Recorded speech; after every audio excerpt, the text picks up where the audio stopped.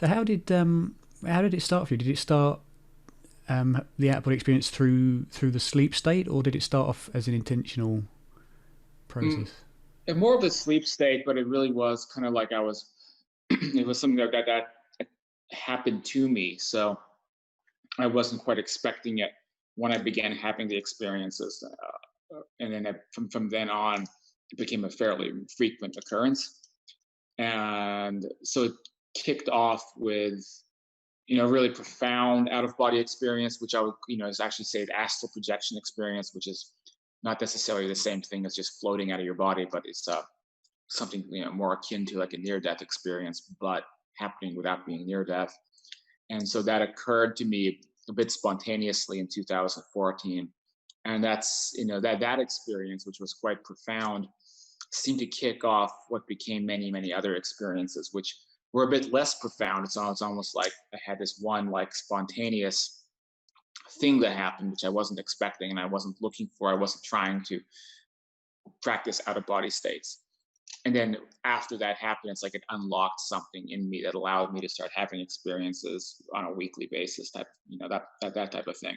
So what caused that initial experience, I don't really understand, but I oftentimes say I felt like it was facilitated by somewhere else because it didn't really have a trigger. It's just like I went to bed one night and then in the middle of me being asleep, suddenly a bunch of crazy stuff started happening. So it is a little bit mysterious, I suppose. So did it begin with kind of your standard dream state while you're asleep, and then become suddenly lucid, or how did you notice the change from sleep into out of body? In this case, in that initial experience, I mean, any dream that I was having was disconnected. I was no longer dreaming because suddenly it shifted into me like physically leaving my body. And I knew that because there was a mirror by my bed. And so I literally, it's quite comical, but I could see myself floating in front of the mirror. So there was my body lying on the bed, and there was me, a second me above that body. And I looked at myself in the mirror and I'm like doing this, and it's quite comical. And then, but I was being pushed upward, like I wasn't even in control. And I was like being coming upward into what was the attic of the house. And the attic of the house is just dark. So now I'm in a dark space and I'm above the house, looking down at the house. And it's like I'm going for a ride. And then from that point of being above the house, I suddenly like warped into a different environment, which was a like a nature, kind of like a forest, I suppose. And then then the experience progressed from there. But I don't, it didn't really have like a trigger such as a lucid dream, which can happen sometimes these days.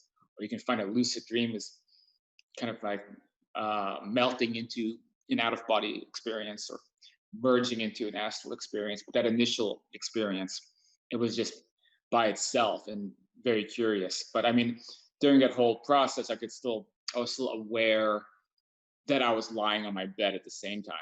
So it's almost like, you still have some awareness of your physical body on the bed while you're going through this process. And that might be a little bit of the difference. For example, with a near death experience, you're almost like you're fully out because you're having cardiac arrest.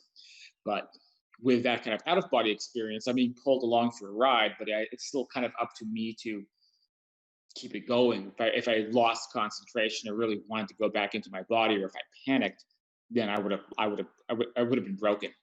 So really, it was about not panicking and then going with it, and then that allowed the experience to last and last.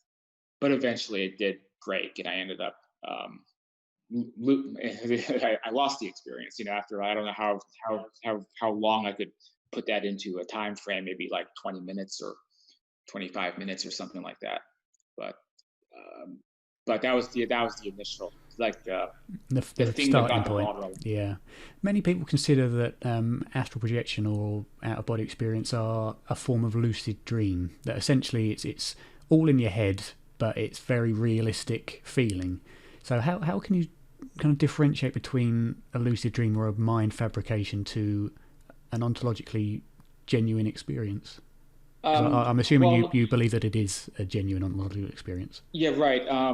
Well, the thing is, people can have lucid dreams, and a lucid dream could potentially mimic an astral projection state, and so that's one of the areas of confusion. It's also why people in this field, like there's some people who approach it entirely as materialists and believe it's all being created in the mind. Because if you have a lucid dream and you're conscious, aware, and you're savvy, you can see that the lucid dream is being created by you. So if I'm lucid dreaming, which I also do, then I realize that what's happening is that there's a co-creative process between me and some other part of my mind that's creating a storyline. And that's almost always what happens in a lucid dream, is that there's a storyline. Like, I had this dream last night that I was in the jungle and that there were dinosaurs looking for me, and then I was with an Amazonian tribe and we were hunting a pterodactyl, like something that is inspired by something in your subconscious, or a TV show you saw, or something you want to experience or play out as a fantasy, is typically my experience with lucid dreaming. Or sometimes it's more complicated than that. You go into this Freudian stuff. It could be something that you need to work out within yourself. So it's like this fantasy world gets created. But anyway, when I'm lucid in a dream state, I can tell that it's all being created by me, and then I begin co-creating it. So I can decide, I'm going to create this pterodactyl. I'm going to create this environment. Wouldn't it be fun to do this? I'm going to meet this type of person. I'm going to meet this character, and I know this character from a TV show. I'm going to plant them in. So it's a lot like programming like a computer game or a virtual reality type of situation. Astral projection. Oh, let me actually back up. And also in lucid dreaming, when you are interacting with people, just like everything else in the environment, it's just stuff that's coming out of your mind. So, for example, you can't in a lucid dream talk to somebody who has original ideas and original thoughts, because it's all recycled from your own mind. Yeah, so it's whatever's already in your mind is pretty much the extent of their vocabulary. So in a lucid dream, you're not going to hear somebody say something in a language you don't know, for example. So in an astral projection experience, one of the first things that you'll notice is that instead of a storyline, you're in an environment that may be a lot more mundane. For example, you're just you're in a forest, you're in somewhere, and there's no storyline behind it. You don't know where you are, you don't know what's going on. And then you interact in that environment, and then when you encounter another person, then it's kind of like you can tell right away that it's a real person. And then that's when you'll find it as you having a paranormal experience, because if it's you properly connected enough and you can talk to other people, then you can get information that's not in your mind. Okay, so you meet someone who's Japanese, they say something in Japanese, and you wake up, you look the word up in the dictionary, and then there it is. Or they say they have knowledge that you don't have, and when you talk to them, you can tell that they're real people. So they have like real reactions. And also when you as you're lucid, you realize that there is no co-creative process happening. So you can't make stuff happen. You can't say, "Oh, I'm going to create the dinosaur. I'm going to do this and do that." You realize all that's actually blocked off, and if you can try to do that, but nothing can happen. And you seem to be around real people who are quite tangible, and I guess you could be sentient of their environment in the same way that we would be here.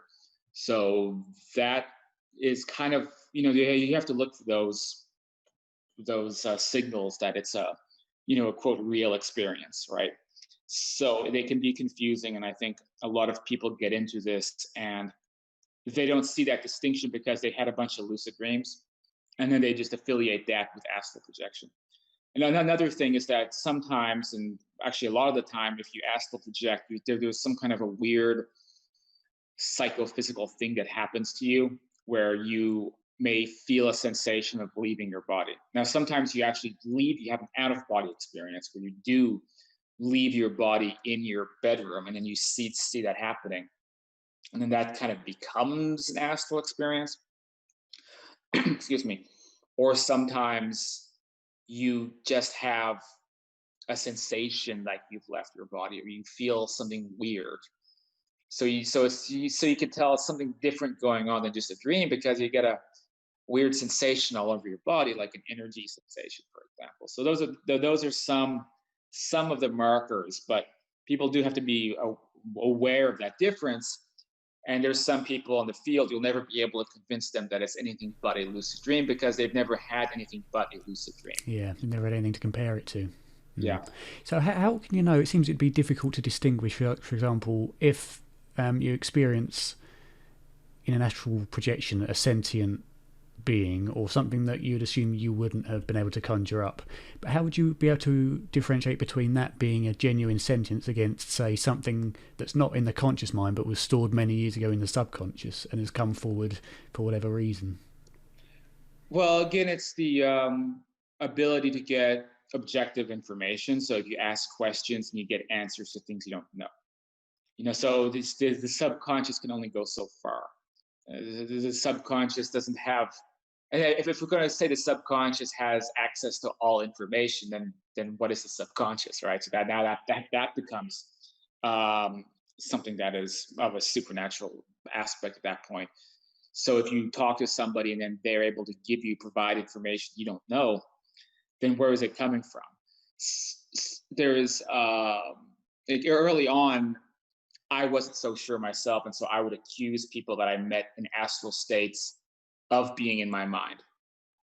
And the response I typically got was they would be very pissed off at me, in a way very, very similar to if I were to go out in this world and do that to somebody. So if I went into a store and I said, "Excuse me, are you in my mind?" Like they look at you like you're crazy. And so that was the reaction I was getting for a while in the actual astral states. So when it comes to confirming that it's not in your subconscious, well, I mean, in the lucid dream, anyone you meet, it is being created in the subconscious, and then you can bring that into the normal conscious mind. You can create people, you can create things, you can create environments. But with an astral state, there just isn't. There just really isn't any confusion about that, I suppose. Similar to being awake and lucid in this world, and there shouldn't be confusion about whether what you see or experience is with real people or not. There's an impression that real people leave on you when you meet them, as compared to creating fictional representations. Like, I've never felt an impression by a lucid dream character. I just think this is an NPC that I met. With with the astral state, I mean, I've literally, like, in the initial experiences, had long conversations in the astral state with people who are aware that I'm out of my body and giving me advice to have out of body experiences and talking about their life when they used to be on Earth. And it's just, it goes into a different category, I suppose, of experience. And I guess it has to be kind of experience to understand. But I mean, yeah, a lot of things do operate on a subconscious level, especially in like lucid dream states. But we have to at some point know how to draw the distinction between reality and something that's quote, just a dream or a fantasy. And I can see how this could be also difficult for some people. And I do think that people have astral experiences and they mistake them for lucid dreams, and vice versa.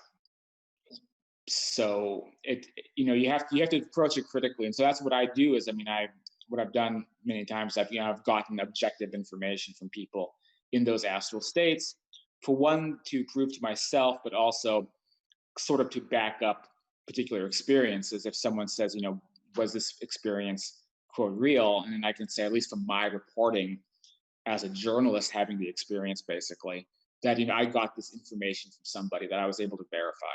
Sometimes that's even information about a person that I was talking to, like who they were in this world, which there's a lot of stories about that. I mean, I've had people who have met, on my show, Afterlife Topics and Metaphysics, I've had people who, as guests, who have met people from this world while they're in astral states, and then they're able to like rendezvous in this life.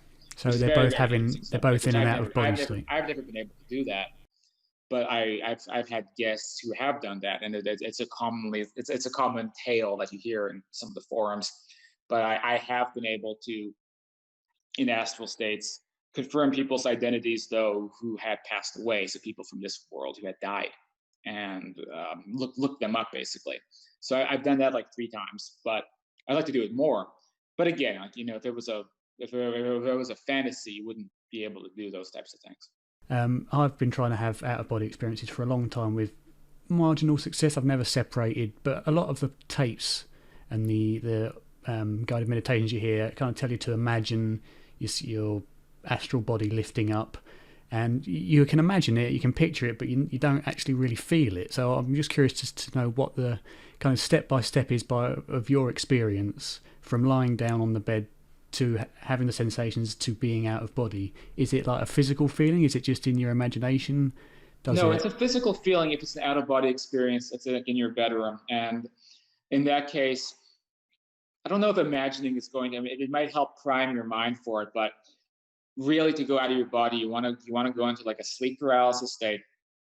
You want your body to be immobilized, but your mind active, and then you want to push your astral body out of your physical body. And then if that happens successfully, you will see your sleeping arm here, and then you'll see a translucent version of that arm rising out of it. And then you have motor function of that. And then from there, you want to try to like push yourself out of the body. So when you say roll out, when you say push, is that because when they say now you got your eyes closed and they're saying right now move your astral body up, as you say, something they say, push your astral arm up. And I'm thinking, well, if I do that, I'm going to lift my arm and I'm going to break it. There has to be a physical disconnect, or you're just moving your arm. So if you're having like a sleep paralysis episode or something where you're conscious while your body falls asleep, then it's like you automatically gain what I would call motor function of your astral body. In that case, you're not worried about that, because whether you like it or you are moving your astral limbs around. How do you know the difference of if you're intending to move your astral arm? How do you know you're not going to move your physical arm, but instead, is there a difference in feeling? Or for me, you can't help it. You actually like if your physical body is emotionless asleep, then the only thing you can move are your astral limbs. So your other body is immobilized, and so you have no choice. And this is for having the out of body experience, like in the bedroom. If you want to, hopefully you can get out completely when you're in that state. And then when you fall out completely, sometimes that will end up you being in the astral plane in your house, basically. So you're going to be in the counterpart to wherever you are now on the astral spectrum, and things may quickly change, and also your consciousness may begin altering as well. That's the difficult thing. You want to stay lucid and connected to your life in this environment here. But so you'll either be on that spectrum, you'll be in your house on that spectrum, or whatever exists on that spectrum where your house is. Mm-hmm. So it could be somewhere else. It could be something else. It's a different type of building or a different environment. And then you'll be astral projecting. You'll know it because you initiated it. And then sometimes that can be very disappointing, because then what do you do then? Is there anyone around? Are there people living there? People you could harass and talk to? Like, who's this person who just appeared in my living room? Or you'll be in this reality still, but you'll be out of body. And that's when you can do the veridical perception thing. So that's when you can, you'll be in this like in between, like this netherworld type environment where you're still in your house here, but but you're floating around like a ghost, and you can spy on things. You can gather information. So those are the two things that can happen if you can bounce out of your body. And then the other way to initiate the experience is that you're having a dream, which is actually an experience that is happening on the astral level. And so when you go lucid during that dream, instead of going into a lucid dream, you go into an astral projection experience. But how do you tell the difference? Well, in particular, if you're having a dream about a deceased loved one, you may be visiting them while you're asleep. And the dream is the information, the data coming in from that experience you normally don't have a perception or memory of. If you can go lucid during that moment, you'll find yourself in an astral experience, not a dream. So kind of to summarize. So if you're intending to do an out-of-body experience and you're in the meditative state to do it, what kind of physical sensations can you expect which will notify you that you're getting towards that separation level? You may experience an energy that kind of goes from your neck down throughout your body. You may feel like a whirring sensation, like almost like a consciousness may feel a kind of a displacement. You may feel, what else have I felt? One thing that I felt that when I had a strange experience was an incredible pounding in the heart. Interesting. Is I've never that? felt that. Do you think it was a really like actually your heart, or was this something else? I think it was. What happened is I was with my eyes closed and my vision from behind closed eyes went very light, very grey, light grey, white. And I think that kind of triggered an anxiety response, which got my Yeah. heart beating. However, I have read somewhere that can be a sign that it's the spiritual heart or the energy around that area that's simulating it. But to me, I thought it was most likely just an anxiety reaction. But I think it sounds like anxiety to me. I think if you're new to the experience, it can be anxiety inducing, and it'll also block future experiences from happening. So there's that fear that you have people have to get over that hump to be able to have the experience easily. And if it's a new weird thing that's happening, because it is a very physical and strange experience, actually, it's not like, oh, I'm imagining, visualizing, I'm out of my body. It's not like that. It's actually like it's like it's something. I mean, out of body experiences are a medical phenomenon as well, because people have them. They become very traumatized. So you can go to medical websites and read about out of body experiences. Have you had one? What to do? Because it is a real. I yeah, mean, it's yeah, a thing that hits you, and yeah. And it's they always link you to temporal parietal junction disorders, don't they? yeah, yeah. They have, of course, their weird materialist theories about how to deal with it, but ultimately, though, I mean, they just want to treat someone who's distressed because they had that experience, they don't know what it was. And so they'll feel better if they get some materialist explanation as opposed to actually like you went out of your body. So Mm. And I suppose it's always worth, there are some disorders that do cause sensations of the out. But I mean, Olaf Blanke and his experiments did show that you can have the sense of some sort of separation, which could be caused to autism. So, of course, you do need to make sure that there's nothing going on first. yeah, I mean, these especially if it's a sensation of being displaced from your body, that can be psychological and even, as a way to cope with the trauma. And then also there can be other types of, yeah, sensory based conditions. Out of body experience to me is pretty clearly an out of body experience because I'm a duplicate version of my body, and I'm like, wow, this is crazy. Look, I can feel Yeah, my, yeah. this other It's hand, and where did this come yeah. from, and It's not how, a sensation; it's an experience. yeah. Yeah. So, can you just, to finish off, give some examples of some veridical perceptions that you've had that, and why you believe that they are true veridical perceptions? Okay, I mean, there's been a lot. Was I was in a hostel. I think this was in Greece or somewhere once, like in 2015. Went out of my body. Went into the dorm rooms, and there was this guy who was in a really, really weird position, lying on his dorm room. And he's like kind of like I don't like him. He's lying like this, like weird. I'm like, this is so weird. Why is this guy lying like this? And so I went back into my body and then got up out of the bed and then turned my flashlight and my phone on and investigated. And there the other guy was. Like, it's very weird. There was a guy. I was living in Prague, and my roommate was in the other room, and he was my roommate, actually a guy I knew from Los Angeles as well, and he was a meditation guy. Anyway, so I went out of my body sleeping in his living room, and I went through his door, and he was cross-legged on the floor. It was like 7 o'clock in the morning. He had a bathrobe on, and then later that day, I interrogated him. It's like, what do you do at 7 a.m.? He's like, I begin each morning by meditating. Like, were you wearing a bathrobe this morning? Yes. Right. So that's an example. The house I'm in right now, I had a roommate, spied on him one time. Similar thing by examining like his position sleeping and things like that. I have what else? So the guy that was sleeping like a chipmunk has he never done that before? I You didn't can know remember? I barely knew who he was. So I it's didn't a even know who he hostel with was. like Right, guests, right? And the guy I'd met him once earlier that day. He kind of right. a So strange guy. there was no chance that you could have assumed he'd probably do that at some point. He's just some guy. I don't Yeah, remember who he. yeah. I remember he was kind of like a weird guy, but I don't know, didn't know him. No, he certainly does seem to be a weird guy if that's what he does. Yeah, he Yeah, had a lot of yeah. like he talked a lot in his sleep and stuff like that. But anyway, I was just looking for stuff I could report back on, Mm, mm. and I think I've had a lot of other ones if I can try to remember. Because anytime I'm in that state, I look for something I can verify.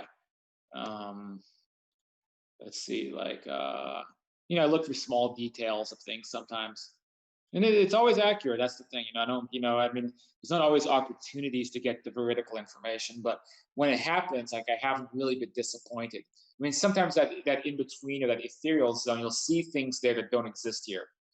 You'll see objects and things lying around, things that you don't see from this perception, so you can get thrown off. But if you can go somewhere and try to look at something that is part of this world, then you can get the information back. Mm. And that's kind of the key thing about getting the validity of these experiences is finding that veridical information, because then it's beyond doubt, especially if you weren't aware of it before. I mean, there's a lot of experiences I've read where you can think, well, that someone was out their body and they saw that someone had put a pair of glasses somewhere. And you'd Mhm. think, well, the way you're describing it, when you walk up the stairs to your bedroom, you're going to be passing them glasses, so you might have unconsciously noticed they were there. You can explain this sort of thing, but examples like yours with the guy, that seems very Yeah, coincidental. it would be, yeah, it wouldn't make any. Yeah. There's not really another explanation. So for me personally, like I would say, well, obviously I really was out of my body, and I was viewing that happening. But I mean, I've done this many other times. It's just those stories pop out a little bit in my mind because yeah, for what you just explained. Like I might not, if I see something which I know I've probably seen before, I'm not gonna like journal that down as something to write about or put in a book or anything like that.